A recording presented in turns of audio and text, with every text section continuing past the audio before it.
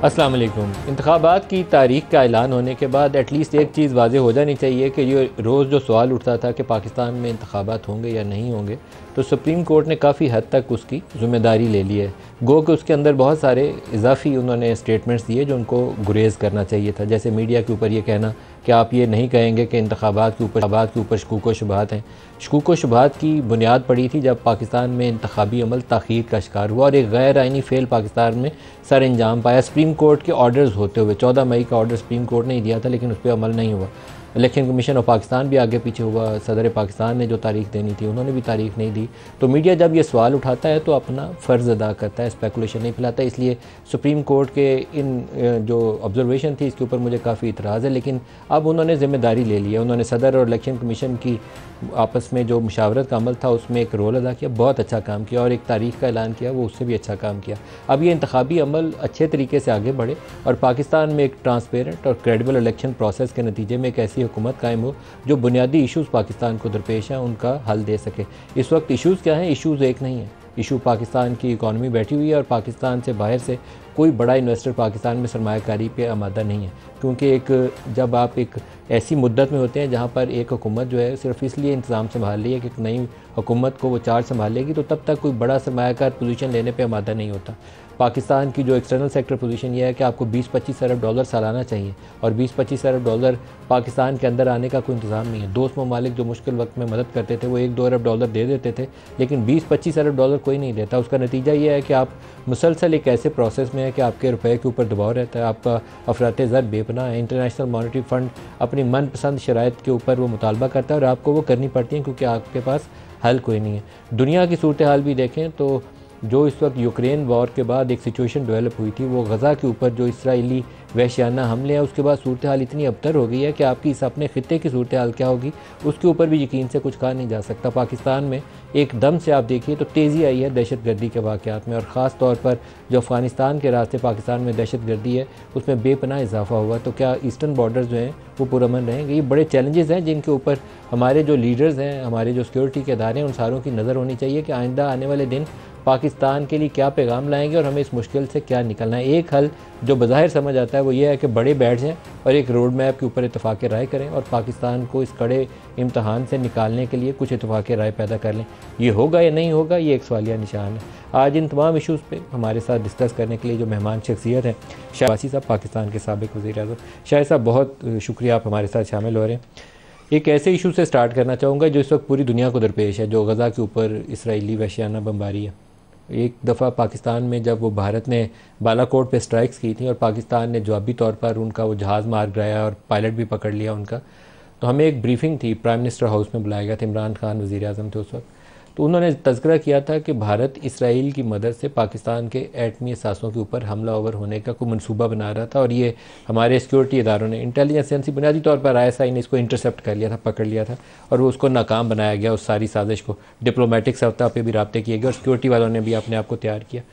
आप former prime minister रहे, किस तरह की रिलेशनशिप रहे हैं हमारे इस मामले में? क्योंकि बराह रास्त फारती ताल्लुकात इसराइल से हमारे हैं नहीं, वक्तन फ़ौक्तन ख़बरें चलती हैं, कभी कहते हैं कोई इसराइल को तस्लीम कर लो, आधी मुस्लिम दुनिया तस्लीम कर चुकी है।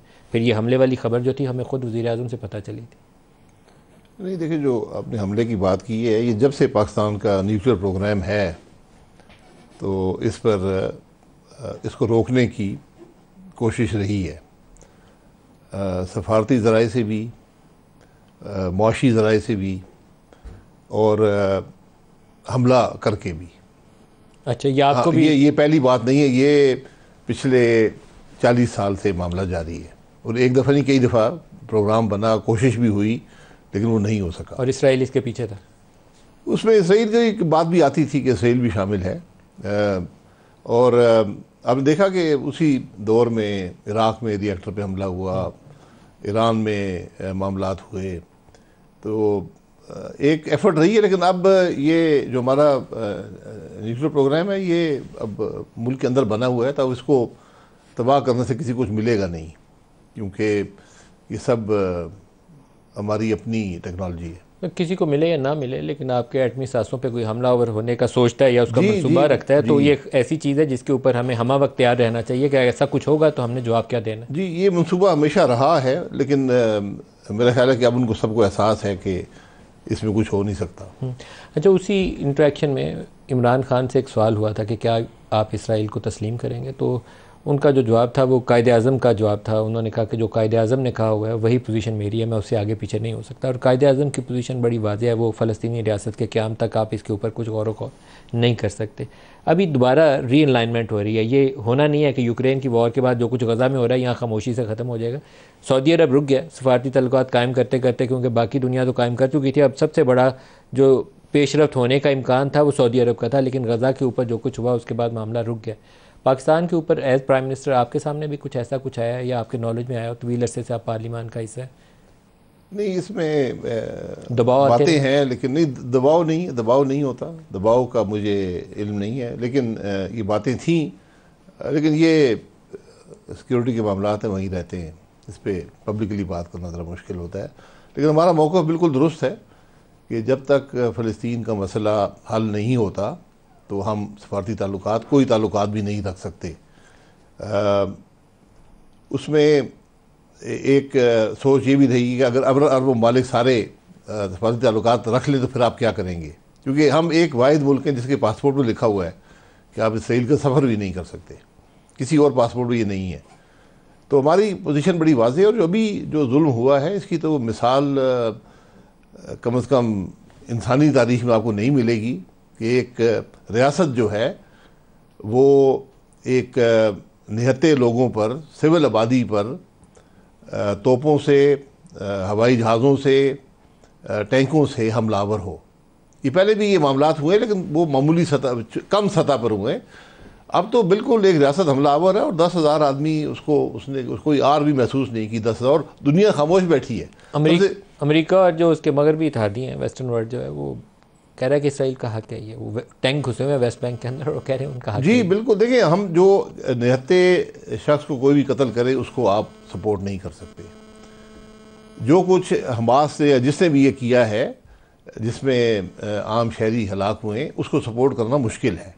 लेकिन वो एक ऑर्गेनाइजेशन थी जिसने ये काम किया और किसी मंसूबे के तहत नहीं किया। उनकी अपनी एक सोच थी, उन्होंने किया, उसको सब ने कंडेम किया। लेकिन उसके बाद एक रियासत जो है तैयारी करके, मंसूबा बना के पूरी दुनिया के सामने वो हमलावर हुई है एक बहुत छोटे से इलाके पर। मेरा ख्याल है ये सारा जो गज़ा का इलाका है ये कोई 350 मुरबा किलोमीटर है। 22-23 लाख, 22.5 लाख लोग वहाँ बसते हैं। जी, तो ये आप समझ लें कि इस्लामाबाद जो है और बिल्कुल इसी किस्म की आबादी है, सारा बिल्ट अप एरिया, वहाँ मैदान बहुत कम है, कुछ थोड़ा सा मामूली सी पहाड़ियाँ हैं, एक तरफ समुंदर है, बाकी सारे वहाँ पे हाई राइज बिल्डिंग्स हैं और इस किस्म की आबादी, सारी आबादी है। तो कहीं भी आप हमला करेंगे तो वहाँ पे, और आपके सामने 10,000 से ज़्यादा लोग शहीद हो गए और उसमें बड़ी तादाद बच्चों की। जी बिल्कुल बिल्कुल। जो गाज़ा में आबादी नहीं है तो वहाँ बच्चों की तादाद वैसे भी ज़्यादा है। अगर आप वहाँ जाएँ तो आपको ज़्यादा तादाद मिलेगी। बहुत सारे लोगों का ख्याल ये है कि ये स्पिल ओवर का अंदेशा है। स्पिल ओवर का अंदेशा है हमारे इस रीजन में या मुस्लिम दुनिया को मज़ीद ये मुतासर कर सकती है सूरत। देखिए, स्पिल ओवर होगा अगर कोई मौक़िफ़ अपनाएगा। बदकिस्मती से इस्लामी दुनिया ने, हम सब ने कोई मौक़िफ़ नहीं अपनाया जिससे दुनिया को एहसास हो कि ये लोग इसको इसमें बड़े वाज़ा उनका एक मौक़िफ़ है और उस पर ये चल रहे हैं। यानी सफारती ताल्लुकात आपको इसराइल से तोड़ने चाहिए थे, और जो भी उसको सपोर्ट करता है या इस मामले को सपोर्ट करता है पब्लिकली, उसको भी आपको कंडेम करना चाहिए था। लेकिन हम खामोश हैं, मसलतें हैं, हर किस्म के मामलात हैं, खामोश बैठे हैं। पाकिस्तान के पास ऑप्शंस हैं, पाकिस्तान को कुछ करना चाहिए। देखिए, वो अब लंबी बात हो जाएगी। पाकिस्तान जब कश्मीर को इंडिया ने एनेक्स कर लिया आइन को तब्दील करके, तो हम तकरीबन खामोश ही रहे। अगस्त हमें उस वक्त चाहिए था कि अपने सफारती ताल्लुकात तोड़ देते, बॉर्डर सील कर देते। कम से कम दुनिया नोटिस तो लेती कि एक मुल्क ने कुछ जवाब दिया है कि इतनी बड़ी ज्यादती हुई है, तो हम खामोश बैठे रहे। ये मेरी समझ में नहीं आता कि क्यों हुआ।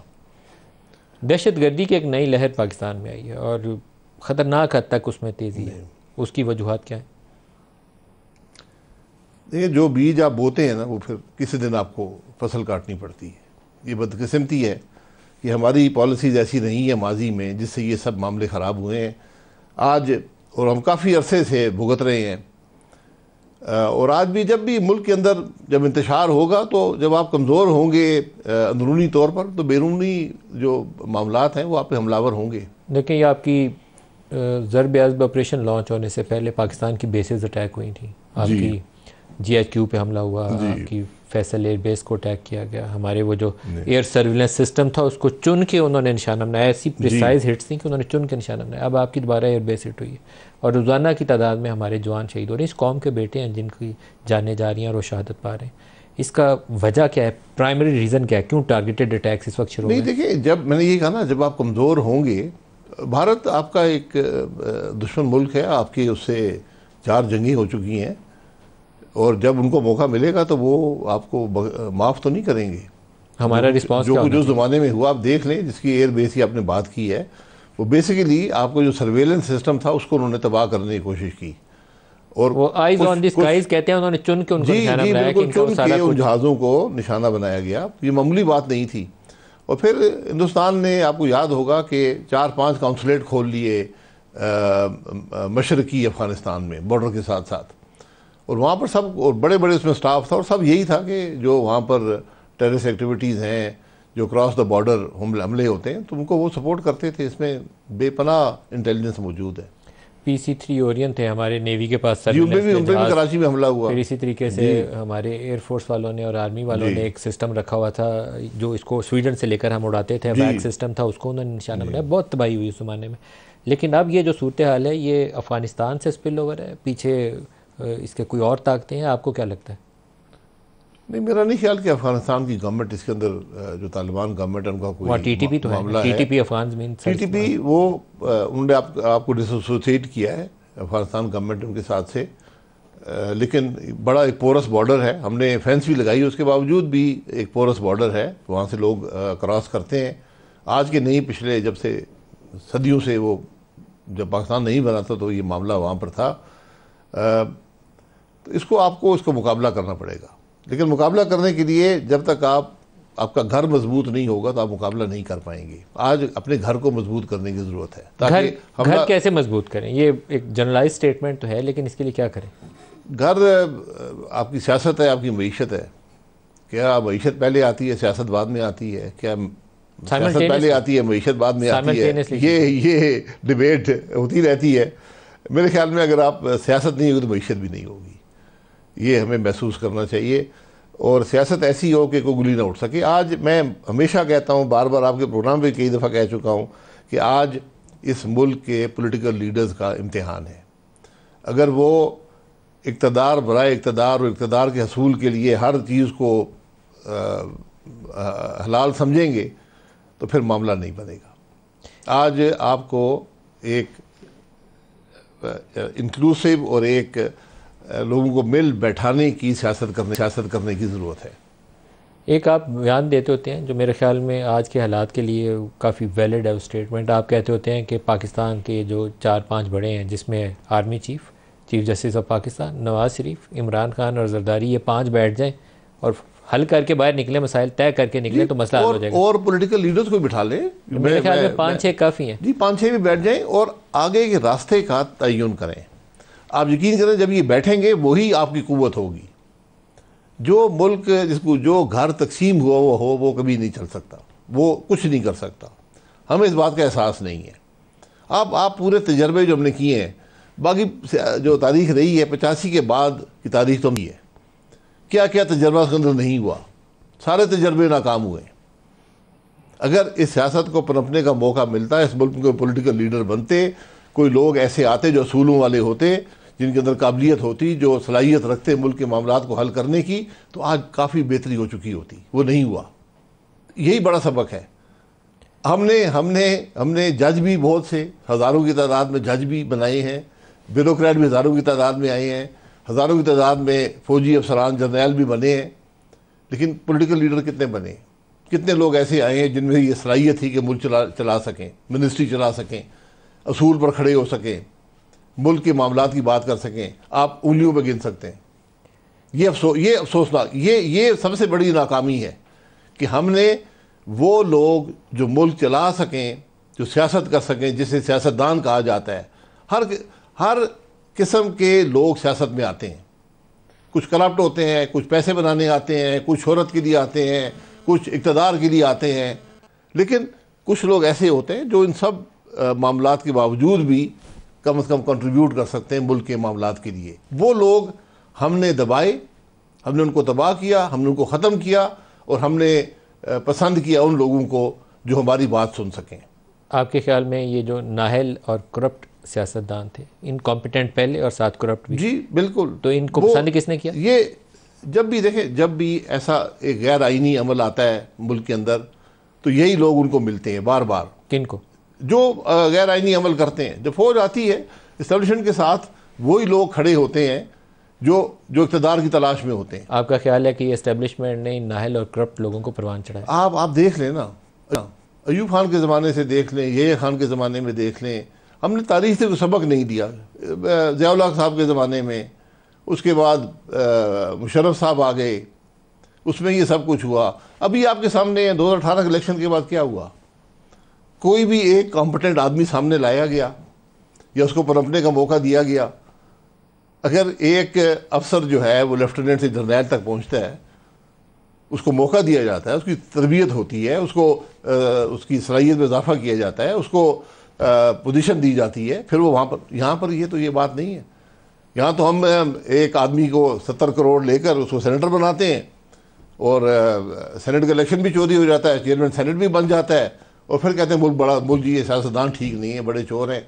भाई ये कौन सी सियासत है? कैसे चलिए? ये तजर्बे लाके इनको ख़त्म करें। हम सब जानते हैं कौन करप्ट है इस मुल्क में, हर आदमी जानता है, लेकिन हम चुप बैठे। आज सियासत पैसे से होती है। मैं ज़्यादा दावा नहीं करता, आधे से ज़्यादा लोग जो सेनेट में बैठे हैं वो पैसे देकर आए हैं। आधे से ज़्यादा लोग? आधे से ज़्यादा।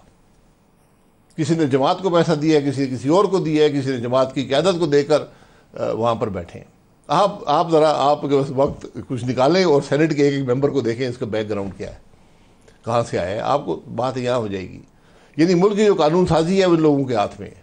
मेरा कोई सेनेट से झगड़ा नहीं है, लेकिन मेरा झगड़ा उन लोगों से है जो वहाँ पर बैठने की अहलियत नहीं रखते, सिर्फ एक असूल पर, एक बुनियाद पर, पैसे की बुनियाद पर वहाँ पर बैठे। देखिए, आपने जो फौजी अदवार के अंदर लोगों को परवान चढ़ाने का तज़किरा किया, नाहल और इनकॉम्पिटेंट लोगों को, उसमें अगर मैं जनरल ज़िया की मिसाल लूँ तो जनरल ज़िया का सबसे बड़ा जो तोहफ़ा पाकिस्तानी सियासत के लिए है वो नवाज़ शरीफ है। और अगर पिछले 10 साल की सियासत देखें तो उसमें सबसे ज़्यादा बड़ा लाडला इमरान खान था। तो ये दोनों सूरतें आपके लिए काबिल कबूल नहीं हैं? नहीं, मुझे पता था आप यहाँ पर जाएंगे। मैं शरीफ साहब को और ज़िया-उल हक साहब का कितना दौर इकट्ठा रहा। 29 मई 1988 को असेंबली डिज़ोल्व हुई, 17 अगस्त 1988 को ज़िया-उल हक साहब की डेथ हो गई। 81 से, लेकिन जनरल जिलानी ने जैसे उनको इंडक्ट किया था वो ये बात नहीं है। 85 में फिर वो चीफ मिनिस्टर बनते हैं। बहुत से लोग आए हैं, बहुत से लोग हर सूबे के अंदर उस दौर में लोग आए हैं। जब पीपल्स पार्टी हटी है, लोग आए हैं सियासत के अंदर, लेकिन फिर अपना मुकाम बनाया है, उन्होंने सलाहियत हासिल की है।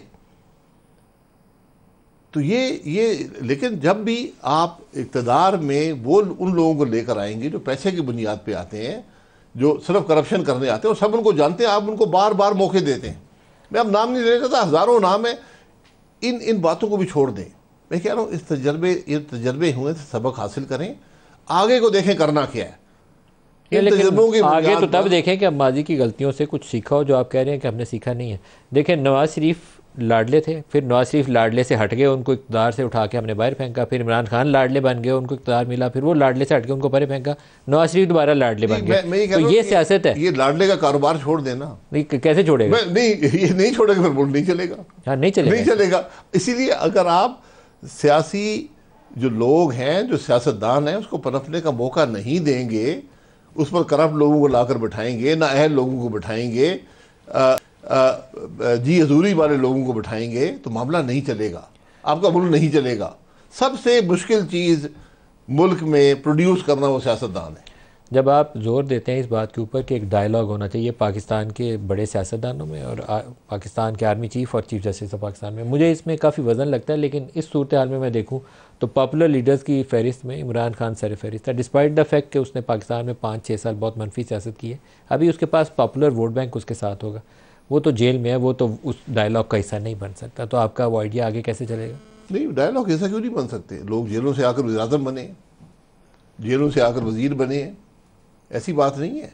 जेल में आपने कन्विक्शन की है, ठीक है, उसको भुगतें, उसको राइट ऑफ अपील जो है पूरा करें, ये हर एक का हक है, आप किसी को डिनाई नहीं कर सकते। जब भी आप इस निज़ाम के अंदर इंटरफियर करेंगे, शक और शुबा पैदा होता है, और ये पहली बात नहीं है। लेकिन इमरान के जेल में रहने के बावजूद आप कहते हैं उससे मुज़ाकरात होने चाहिए। जी, एक पॉलिटिकल लीडर हैं, अगर आप ये समझते हैं कि उनकी जमात सियासी तौर पे वज़न रखती है, वो वोट रखती है, उसके आज से 1 साल पहले तो इक़्तिदार में थे। आप जब किसी को एक ये माइनस जो फार्मूले होते हैं ना, ये नहीं चलते फिर, क्योंकि फिर उन फैसलों पे शक शुबा आ जाता है। शाहिद साहब, ये गुफ्तगू जारी रहेगी, एक ब्रेक करीब आ गया जी, हमारे साथ रहिएगा।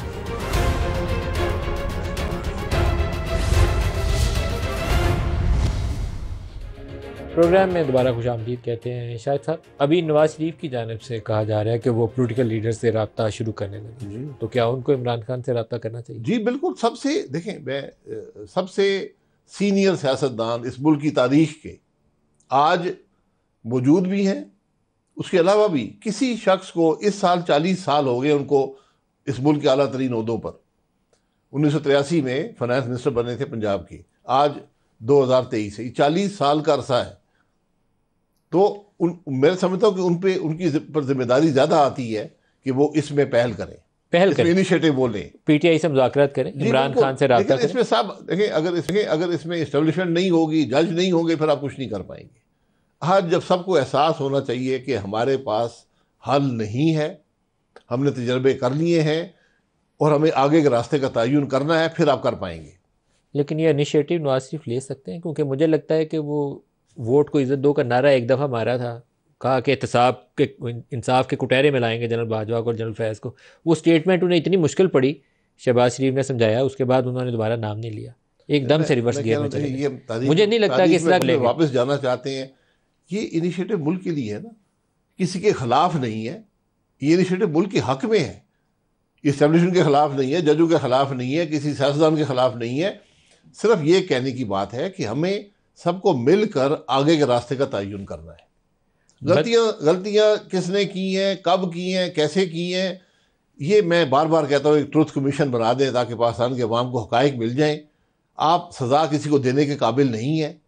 आपने एक इदारा बनाए, दुनिया का वाहिद इदारा है जहाँ पर एक इदारा बनाया, दुनिया का वाहिद मुल्क है जहाँ पर एक इदारा बनाया गया कि सियासतदानों की करप्शन ढूंढकर सज़ा दी जाए। उस इदारे को आज 24 साल में कुछ नहीं मिला।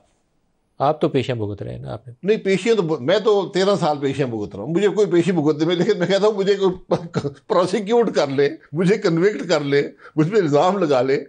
इससे पहले मैंने $1000 के इल्ज़ाम पर 9 साल केस भुगता है, जिसमें कभी कोई गवाह नहीं आया, कभी कोई हुकूमत नहीं आई, लेकिन मैंने भुगता है।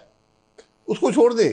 मैं ये कह रहा हूँ कि यार आप करना क्या चाहते हैं? आपके सामने नैब है ना, 24 साल में बताएं नैब ने किसको पकड़ा है? यानी पाकिस्तान के तमाम सियासतदान पारसा हैं, ये नैब ने प्रूव करके दिखाया है। तो फिर छोड़े इन कामों को। नैब ने आपने सियासत कर दी है तो नैब की सियासत तो नाकाम हो गई।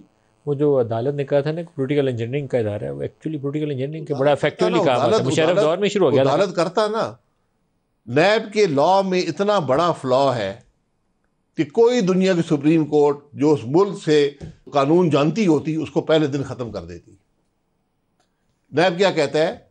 99 में बना है और कहता है कि 1985 में लागू कानून होगा, यानी जो चीज़ 1985 में लीगल थी वो इलीगल करार दी गई। तो मैंने अगर कोई काम किया था उस ज़माने में, अब उसका जवाबदेह हो गया। ये तो मुमकिन नहीं है। रेट्रोस्पेक्टिव लॉज, इस कोर्ट ने कह दिया रेट्रोस्पेक्टिव लॉज नहीं हो सकते, तो नैब को ख़त्म करें। फिर मैं कोई गलत बात कह रहा हूँ, मुझे कह दें। सुप्रीम कोर्ट के सामने केस है, लेकिन उसको नामुकम्मल आपको ख़त्म करना चाहिए, लेकिन उसको इंसाफ के तकाज़ों के मुताबिक बनाना चाहिए। सो मोटो पावर्स हम किस लिए इस्तेमाल करते हैं? अस्पतालों की खाना ठीक नहीं है इसके लिए। इससे बड़ी सो मोटो पावर कौन सी कि एक इदारे ने मुल्क तबाह कर दिया, मुल्क आपका चलता नहीं है। आज अगर मुल्क के अंदर जो बाकी मुश्किलात हैं, मेरी नज़र में सबसे बड़ी मुश्किल नैब है। जब तक ये इदारा रहेगा ये मुल्क नहीं चलेगा। अब आपने इंजीनियरिंग करनी है, सो बिस्मिल्लाह करें। इंजीनियरिंग पाकिस्तान में कई तरीके से होती है, धरनों वाली सियासत भी एक पोलिटिकल इंजीनियरिंग का हिस्सा थी। एक दफ़ा आपकी वजारत उज़्मा में ये फैज़ाबाद धरना हुआ था, उसका केस भी सुप्रीम कोर्ट के सामने। जी ठीक है, उसके पीछे कौन था? मुझे बुला ले, मैं जो मेरी नॉलेज है बता दूंगा उनको। वो तो पता नहीं बुलाएंगे कि नहीं, हमने बुलाया हुआ है। मैं अब क्या, देखिए मैं उस मामले का एक रुख जानता हूँ ना, पीछे कौन था मैं स्पेकुलेट ही करूंगा। वज़ीर आज़म पाकिस्तान के know everything inside out, police आपको रिस्पॉन्ड नहीं थी कर रही। ये भी आपको गलतफहमी है, पुलिस वज़ीर आज़म को जवाब नहीं थी दे रही। ये मुझे भी थी, आपको भी है। ये बात छोड़े इसको, कौन करता है कैसे करता है, मैं सबूत के बगैर मैं बात करूंगा, स्पेकुलेशन ही होगी ना। तो आप मंगा लें रिकॉर्ड, वहां से पता चल जाएगा क्या हुआ, वहां से आपको समझ आ जाएगी। बंदों की मोबिलाइजेशन भी डी चौक में भी और फैजाबाद में भी, और फंडिंग कहाँ से आती रही, इसका जवाब आ सकता है। इतना मुश्किल नहीं, नई बात नहीं है, बड़े अरसे की आती रही है। इलेक्शनों में क्या हुआ है, आप किस किस चीज़ को यहाँ पर कर देंगे और उसका हल ढूंढेंगे। मैं कह रहा हूँ सबक हासिल कर ले। डी चौक में क्या हुआ, सबक हासिल कर ले। धरने में क्या हुआ, सबक हासिल कर लेंगे, आइंदा नहीं करेंगे। इलेक्शन में क्या किया, सबक हासिल कर ले, नहीं करेंगे। मुश्किल है, फिर कुरेदने का फायदा तो कुछ ना हुआ। मुश्किल इसलिए है कि मैं सोचता था कि ये जो कुछ पाकिस्तान में 8-9 सालों में हो गया है, जितने नाराबाजी और मुल्क के अंदर ये पोलराइजेशन आई है, उसके बाद शायद हम सारों को अकल आ जाएगी कि नहीं ये काम दुरुस्त नहीं है, ये जो लाडले बनाने वाला काम है। लेकिन ऐसा हुआ नहीं है। फौरी तौर पर एक लाडले को आपने रुखसत किया, दूसरे को लाडले की हैसियत दे दिया, कोई फ़र्क नहीं पड़ा। जी ये बिल्कुल इसका जो एक पैरेलल है ना, वो फ़लस्तीन वाला मसला है कि हम तकरीरें बड़ी करते हैं, नारे बड़े मारते, करते कुछ भी नहीं है। वो ये भी वही यही कैफियत यहाँ की सियासत में भी है कि हम दावे सारे करते हैं, नारे भी हमारे बड़े अच्छे हैं, तकरीरें भी अच्छी करते हैं, लेकिन अमल करने का वक्त आए तो ज़रा मुश्किल तकलीफ होती है। अभी लाहौर में इजलास था एक, नवाज शरीफ साहब ने बुलाया हुआ, आप उसमें गए नहीं हैं। वो ख्वाजा साद रफ़ीक का आज बयान भी सुन रहा था। कोई वजूहत है आपकी? नहीं, मैं पार्टी का उहदेदार नहीं हूँ। आपको बुलाया नहीं गया? नहीं, मुझे नहीं बुलाया गया। बुलाया नहीं गया? नहीं, उन्होंने कहा ही नहीं आप आए? नहीं नहीं नहीं। कमाल नहीं हो गया? Former prime minister. मैंने फॉर्मर प्राइम मिनिस्टर जरूर हूँगा, लेकिन मैं पार्टी का उहदेदार नहीं हूँ। मैंने आप सीनियर वाइस प्रेसिडेंट थे जी, मैंने जनवरी में इस्तीफा दे दिया था।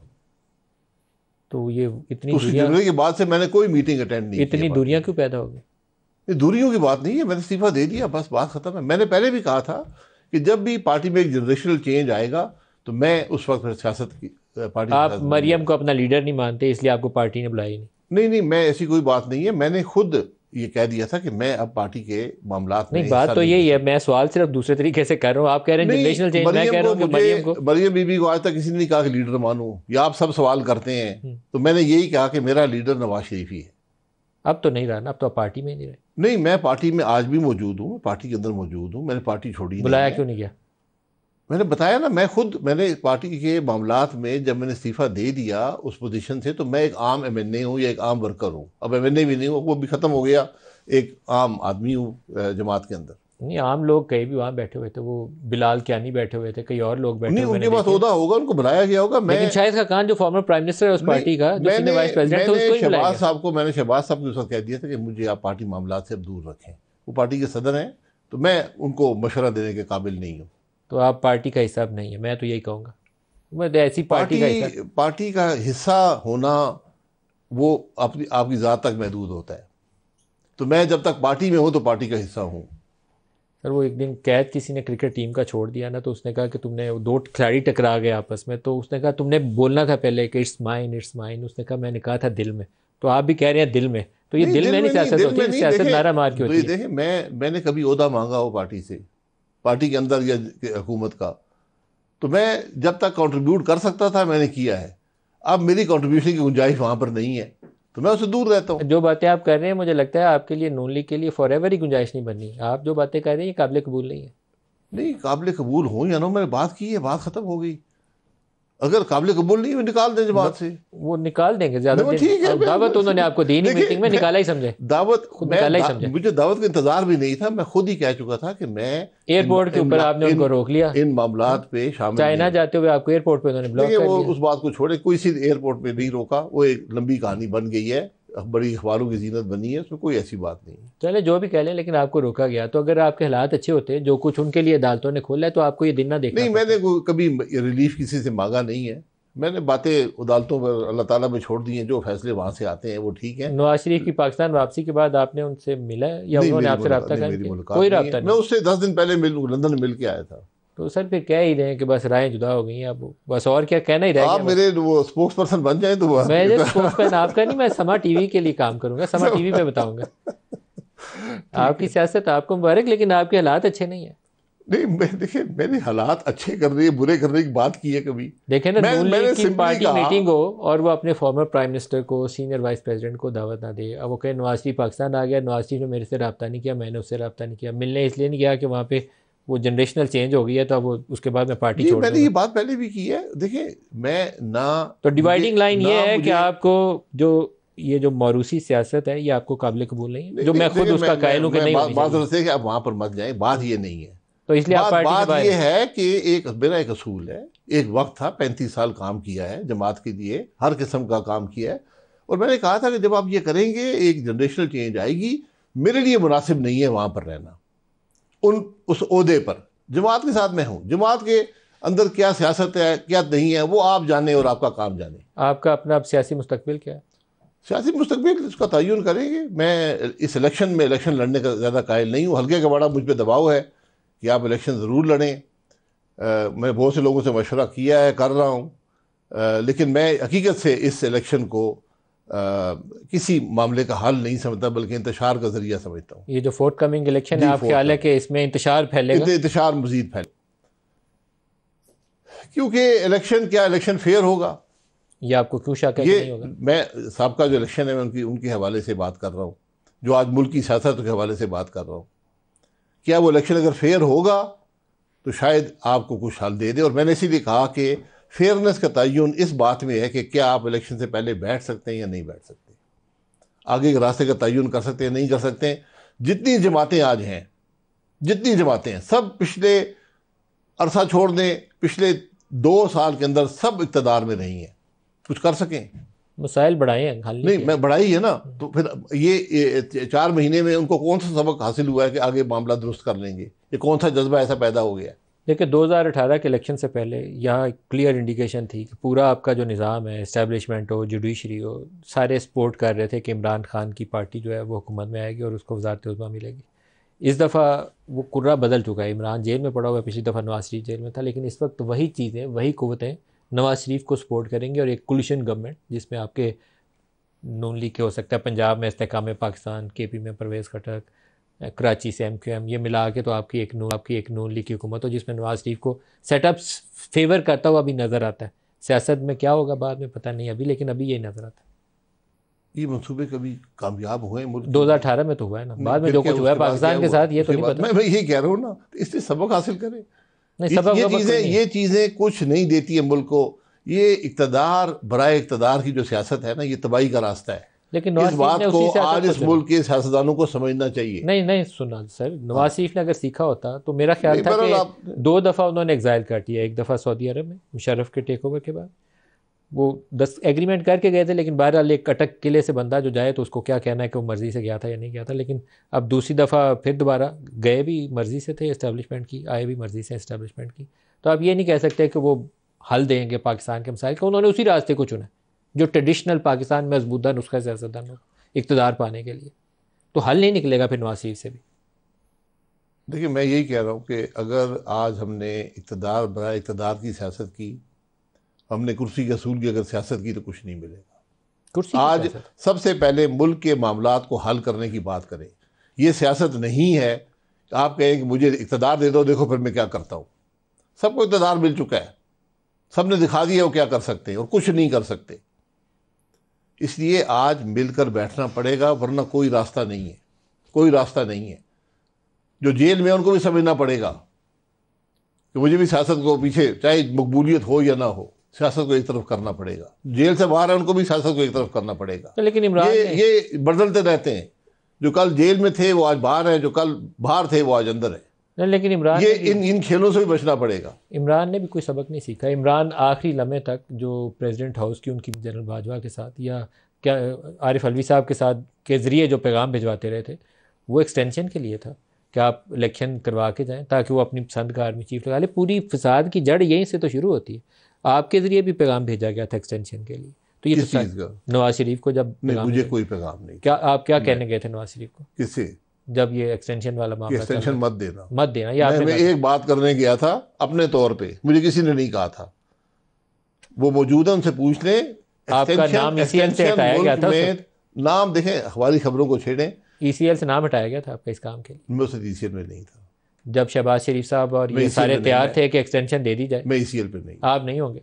शहबाज शरीफ साहब और ये सारे हम ही थे कि एक्सटेंशन दे दी जाए। आप कौन सी एक्सटेंशन की बात कर रहे हैं? जो पॉसिबल एक्सटेंशन थी, हुई नहीं, नवंबर 2022 की बात कर रहा हूं। मैं ECL पे नहीं था, मैं अपने तौर पर गया। जब मैंने सुना कि एक्सटेंशन की बात चल रही है, मैंने यही बात करने गया था कि जनाब इस काम में, लेकिन वो मुझसे पहले इस बात में कायल थे। कोई ऐसी मैंने आपकी पार्टी के जो सदर थे शहबाज शरीफ साहब, वो इस बात के लिए तैयार थे और सपोर्ट कर रहे थे कि एक्सटेंशन। ये आपकी राय हो सकती है, राय नहीं है, मेरी इत्तला है, ये मेरी इत्तला है। मैं आपको अपनी इत्तला खबर अपनी इत्तला शहबाज शरीफ साहब के मामले में कुछ दुरुस्त होती है, मशकूक होती है। नहीं, दुरुस्त होती है। देखे ना, इमरान खान वही बात उनको प्रेसिडेंट हाउस में बैठ के कह रहे थे, शहबाज शरीफ साहब यही बात उनको बाहर से बता रहे थे, फिर लंदन में जाके यही बातें नवाज शरीफ को कन्वे की गई थी। 4 लोग आपकी पार्टी से गए थे। ये पहली एक्सटेंशन का फैसला नहीं कर रहा, अभी की जिक्र कर रहा हूं जब कोशिश की जा रही थी। वो फैसला जो भी था दुरुस्त फैसला है, बाजवा साहब के लिए बेहतर है, फौज के लिए बेहतर है, मुल्क के लिए बेहतर है। एक अच्छा फैसला हो गया। लेकिन आप समझते हैं कि ये लोग सबक सीखेंगे जिनके साथ जो कुछ हुआ? मेरा नहीं ख्याल है सीखा, ना नवाज शरीफ ने सीखा, ना इमरान खान ने सीखा। नहीं सीखेंगे तो फिर खराबी पैदा होगी, फिर तकलीफ सबको उठानी पड़ेगी और सबसे ज्यादा मुल्क उठाएगा। हमें ये खेल खत्म करने पड़ेंगी। शाहिद साहब, ये गुफ्तगू जारी रहेगी, एक ब्रेक करीब आ गया थी, हमारे साथ रहिएगा। प्रोग्राम में दोबारा खुशामदीद कहते हैं। शाहिद साहब, इलेक्शन स्मूथली हो जाएंगे पुरअमन तरीके से? क्योंकि मुल्क के हालात मुझे बाज़ का तो खौफ है। पुरअमन हो जाते हैं जी। पुरअमन किसको कहते हैं? जिस इलेक्शन का रिजल्ट ही मशकूक बन जाए वो पुरअमन नहीं रहता।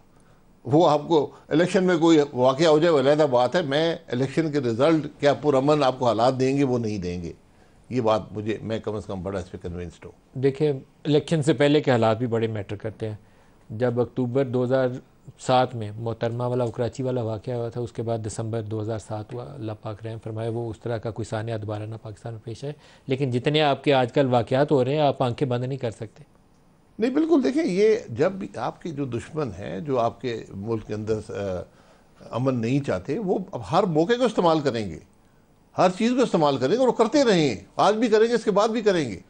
आपने अपना घर मजबूत करना है कि उनको मुकाबला कर सकें। लेकिन आपके अंदर अगर आप भी इंतशार के शिकार रहेंगे, आप ही खुद तफरीक घर के अंदर डालेंगे, तो फिर मामला नहीं चलेगा। एक आपके अंदर जो है ना, मुझे वो बाकायदा कन्विक्शन नजर आती है कि इंतखाबात होने ही धांधली वाले हैं, साफ होने नहीं। ये आपके अंदर ना कन्विक्शन है, यहाँ पे साफ नहीं है इंतखाबात। आप कहते हैं इसका कोई हल नहीं है, इसलिए इलेक्शन में जाने का फ़ायदा भी नहीं है। आप कन्विंस है इस बात के ऊपर?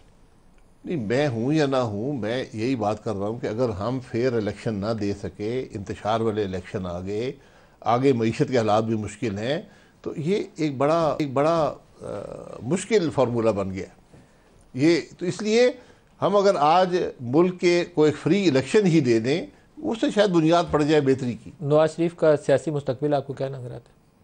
नवाज शरीफ एक बड़ी जमात के रुए रवा हैं। शायद ओहदा उनके पास नहीं है क्योंकि कानून ने उनको अलहदा किया है। तो उनके पास तो अभी सुप्रीम कोर्ट की एक जजमेंट है उनके ऊपर, अभी उनके लिए रोड ब्लॉक है, एक कानूनी रास्ता उनको सुप्रीम कोर्ट की वो जजमेंट सुप्रीम कोर्ट को खुद दुरुस्त करनी चाहिए, लेकिन उसको रास्ता सुप्रीम कोर्ट से जाता है। रास्ता उनके पास हमेशा रहा है। खुद उस मामले को देखें। क्या दोबारा वज़ारत उज़्मा उन्हें मिलेगी या नहीं मिलेगी? आपकी क्या एस्टिमेट कहते हैं? मिलेगी। देखें, जमात अगर सीटें हासिल करेगी तो मिलेगी ना। अगर मिलने किसी ने देनी है तो फिर मत लें। अगर अवाम के वोट से आती है तो बिल्कुल उनको बनना चाहिए। अवाम के वोट से सादा अक्सरियत तो नहीं मिल सकती? नहीं, सादा अक्सरियत ना मिले, कोलिशन गवर्नमेंट ही बनती है ना। सारी पाकिस्तान में सारी कोलिशन गवर्नमेंट नहीं है सिवाय 97 वाली के। बहुत भारी पड़ी थी बाद में 12 अक्टूबर। जी, वो भी भारी पड़ती है। एक अननेचुरल है 2/3 अक्सरियत पार्लियामेंट्री निज़ाम में, ख़ास तौर पे डेवलपिंग मुल्क में जहाँ भी जमहूरियत पूरी तरह अपनी सलाहियत को नहीं पहुँची, उसमें एक अननेचुरल फिनोमेना है। इमरान का सियासी मुस्तकबिल क्या नज़र आता है? देखिए, सियासी जब तक लोग उसके साथ हैं, सियासी मुस्तकबिल रहता है। जुल्फ़िकार अली भुट्टो को फांसी लग गई, लेकिन सियासी मुस्तकबिल आज भी उसका है। वो तो है भुट्टो के नाम का, लेकिन भुट्टो इस दुनिया में नहीं है ना, उसका फायदा वो तो नहीं है। मैं ये बात कर रहा हूँ कि वो सियासतदान को आप मार भी देना, अगर अवाम उसकी सोच के साथ हैं या जो भी उस वजह से पसंद करते हैं, तो फिर वो जीता रहता है। अच्छा, कमाल है पाकिस्तान का भी, एक अदालत ने ऐसा फैसला दिया हुआ है और वो फैसले के ऊपर उन जजों के खिलाफ बाद में भी कुछ नहीं हुआ। नहीं, सिर्फ बाद में सब ने वफात से पहले सब ने माना कि हमने दबाव में आकर फैसला दिया, लेकिन उसकी कोई करेक्शन ही कर लें आज ही। मैं कहता हूँ उसको रिकॉर्ड ही कर लें, दुरुस्ती कर लें। दुरुस्त की दूर की बात है, रिकॉर्ड ही कर दे कि वो लोग क्या फैसला था और क्या क्या कर फोत हुए। शाहिद खाकान अब्बासी साहब पाकिस्तान के सीनियर सियासी रहनुमा हैं और पाकिस्तान के फॉर्मर प्राइम मिनिस्टर हैं। बहुत शुक्रिया आज के प्रोग्राम में आप हमारे साथ रहे। आज के लिए इतना ही, इजाज़त दीजिए। अल्लाह हाफ़िज़।